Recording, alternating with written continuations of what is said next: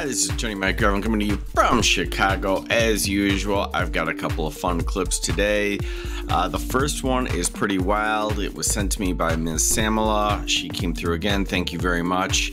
And it's pretty crazy. You'll see what the judge is up against, but they handle it very well. And then the second one is Judge, I think his name is Judge SLEIGHT. I may be mispronouncing that. It's the same judge that handled a DUI show cause hearing that I did with the DUI guy and Keith Stickley the other day. It was really a lot of fun. And this appearance is also really interesting. Let's do it.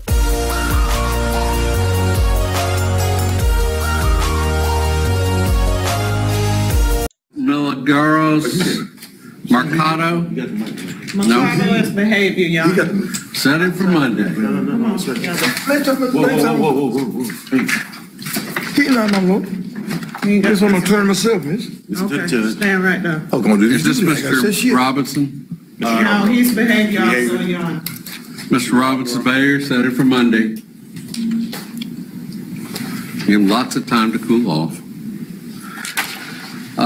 Is this Mr. Yarborough? Yes, sir.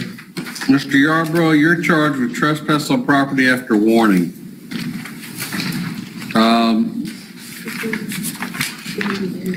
Your bond is set at $500. See transient? Yeah. I'm gonna change that bond to $100. I'm not 100 on what I had at the time. I got 14 more hundred and some more money. I was trying to send a message to Washington, D.C. I'm an FBI and an attorney. And I was trying to work, and a little person at the bus terminal stopped me and told me I can't go to the Western Union and send off a message to Washington, D.C. Now, I'm an attorney at Washington, D.C., also a judge. I've been in law since 53 years, and I'm not taking this laying down. Now, you do what you want to do to me, but I'm not playing. Now, what you say, sir? Wow. So there you see, don't worry about it. The judge gets to the right place, in my opinion. And he is handled very gently by everybody involved. I think they're very professional, but that is about the worst argument I've heard after a judge just sua sponte reduced your bond. Now, I was just there, and I couldn't send a message, so they asked me to leave. And I told them I was FBI, and I showed them all my credentials. They still tell me that's why. And then they asked me to leave again. They called the police, they put me out, and then arrest me after they gave me a trespass sign, a warning or something, and then arrest me because they had me out there. Because I showed them my credentials, they put me here. Now, what is this? A crooked court? I'm an FBI. You can arrest me and tell me I'm supposed to be somewhere else. I was where I was supposed to be. Sir, I don't know. I'm sorry. That's a little humorous. I don't know. I don't know if I should say that they're swearing in this video or not. I'm sorry. Sir. Yes, sir. I don't have anything to do with that. What are you? All I'm doing is setting a bond for you. Bond? What's the bond? Bond's $100. What does that mean? Means you got to post. You're an attorney, right? But you're not acting where I know. Do I have to? How long I have to stay in jail if I don't pay? Until you pay or get this case resolved. What?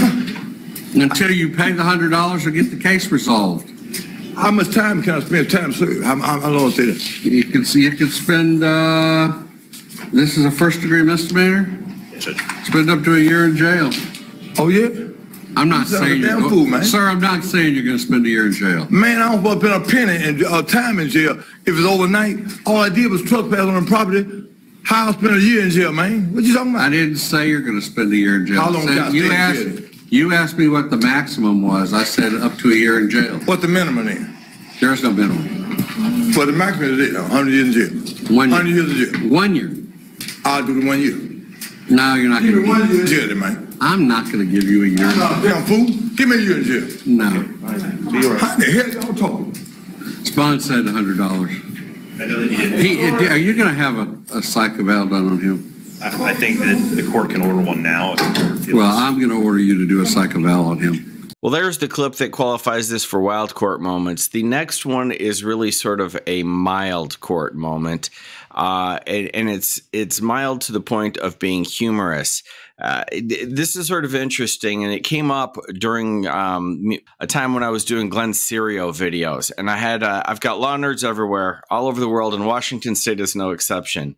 And they kept going in the comments and saying, it really doesn't matter what he does because you're not going to be punished for anything in Washington State. And I thought, well, I get your point. Things have gotten very lax in the political climate and so forth. And, you know, but I'm thinking that's a little hyperbolic. And then I watched this call and wow, are they laid back? The defendant here looks like he's, at a picnic. He's not concerned at all. And the judge, I think, is doing his job and he's following the statutes. I don't think I'm not criticizing the judge here. I think those are the rules set up in Washington State. He's applying them, which is his job. And they're incredibly lax right now. That's just one man's observation. I'm not saying I don't practice criminal law. I'm not in Washington State, but I saw a lot more of this call, and they are doing everything they can to release anybody. Okay. Bring in Mr. Vasilchuk. Good afternoon. Are you Yuri Vasilchuk? Totally fixed No, I'm Freddie Camposano. Okay. We got the jail booths mixed up. No problem. I'll make a note. Booth 3. Mr. Camposano Garcia, you are in court on a charge of theft in the 3rd degree. The maximum penalty for that charge is 364 days in jail. You had previously entered a not guilty plea on that charge, and then at some point a warrant for your arrest got issued. A couple questions first. Did you make an appearance in Superior Court this morning on a felony matter? Yeah. Did they set bail for you in that case? Yeah, I was supposed to go to pretrial, and they're supposed to let me go. Or something. So they're not making you post bail? No, they just sack and go. They just sack and go. And I'm not exactly taking the defendant's word for it, but I saw 3 or 4 other defendants say the same thing. Oh yeah, they're here to get released because in addition to whatever they have in front of Judge Height here, they had a felony that they were up on earlier in the day, and all of them were cut loose that I saw. As long they put a restraining order on me and stuff like that, so I can't go back, go next to that guy, go talk to him or anything like that. And they gave me a permit so I can go get my stuff from his house. Okay. I am going to put you back into the waiting room briefly. I assume that you want to be screened for a court-appointed attorney to see if you qualify to have a lawyer represent you? For which case? This theft case from 2019 that we still have to deal with. Sure. Okay. I mean, we already dealt with it. They said I don't have to, I can't go back to Walmart. They told me if I don't go back to Walmart and I stay clean for a year or 2, then they would take it away from me. Then they would just cancel the charge. I'm guessing that's just hilarious. We already took care of it. No, you didn't. It's pending. That's why you're here. My guess is that the prosecutor made that offer to him in exchange for a plea of guilty, which he never entered. And then he just skipped. And then he got picked up on a bond later, on a warrant later. And, well, actually got picked up for committing another crime is my guess, because he was in the felony room earlier in the day. And so they think, well, now that we have him, we have a warrant on him, I guess we should address this as well. I'm guessing that's what went on here, but I'm not sure. That's just a guess. Freddie, I think you're very confused about what happened in your case before, because everything that you're saying isn't actually true. Well, you're charged with theft. The case is still open and pending. It's not been dismissed. You've never pled guilty to it. And you've had a warrant for your arrest on this case since all the way back in August of 2020. So it's just been hanging out there. I took care of it, but okay, I'll take a lawyer. Ms. Wolf, did Mr. Bradford qualify? He did, Your Honor. Thank you. I'm going to put you in with Mr. Campuzano Garcia. Okay, thank you. Sir, she's going to get you screened for court-appointed attorney. I like how he acts like the judge is just sort of bothering him. Like, I already took care of it, but, you know, just to make you feel better, I guess I'll take an attorney. I do think it's a reflection of a lack of respect for the system currently in the state of Washington. I do. All right, back on Campuzano Garcia. Go ahead, Mr. Satanto. Your Honor, we'd like to renew Mr. Campuzano Garcia's not guilty plea at this time. I guess we're already past the point of any formal readings, but we'll waive another formal reading of the charge, Your Honor, and would like to address release. Mr. Barnabas, what is the city's recommendation on release on Mr. Campuzano Garcia?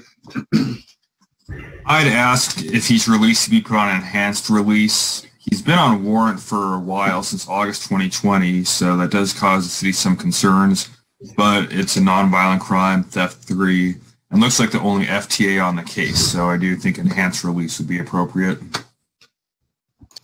I mean, right there is another good example. The prosecutor says, well, if he's going to be released, I hope there are conditions. He knows he's going to be released because that's the current state of affairs out there. He's very sharp. He's going through it. This prosecutor, it's not because he's soft. It's because that's the norm. That's the standard, and that's what's happening in the state right now, and many other states. I happen to be picking on Washington because this case happens to be from there. I could name 20 other states that would go down just like this.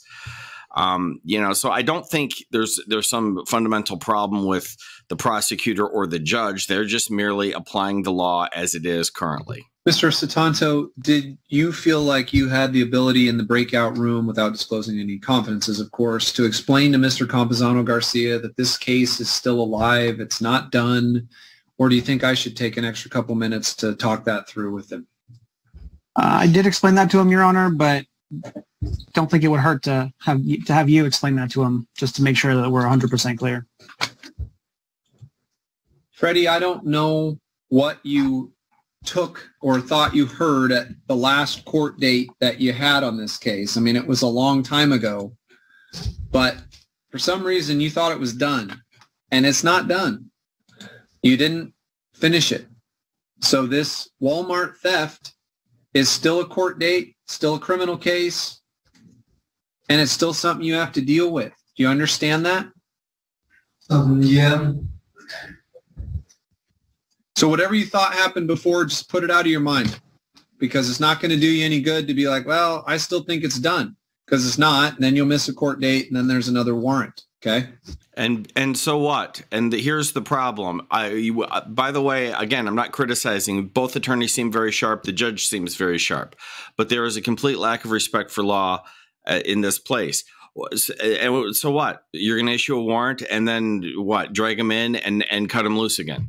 No one's getting in trouble for anything. Nobody's getting convicted of anything or facing any punishment. Why should he care?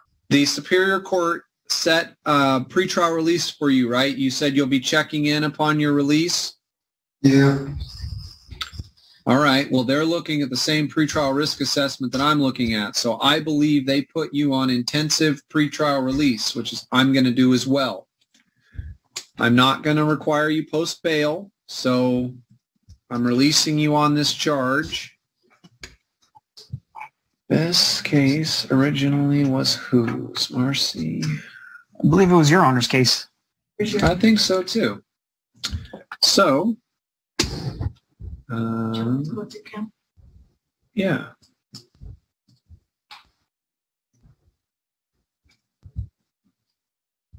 I should put the calendar in. Okay. Mandatory pretrial docket for the city. It's going to be April 20th. It's a little sooner than we would normally do, but I want to make sure Mr. Campuzano Garcia remembers that he's got 2 different cases pending, and we've got to deal with that. Now, Mr. Campuzano, if you want to appear on Zoom video, that's fine. If you don't have the technology or you're unsure how to do that, then you need to come to the courthouse to have your hearing, okay? All right. April 20th, 8:30 in the morning. Do you have any questions? No. Okay, we're going to send your paperwork over to you. Well, there you have it. I think that the law currently in the state of Washington is very lax, in many other states for that matter. And there's just a general lack of respect for it. There aren't enough consequences, and this defendant's attitude is a perfect reflection of that. Here at Law Talk, we like to have fun with silly stuff that happens in court, and every once in a while, and completely by accident, I assure you, you might learn something. Thanks for watching.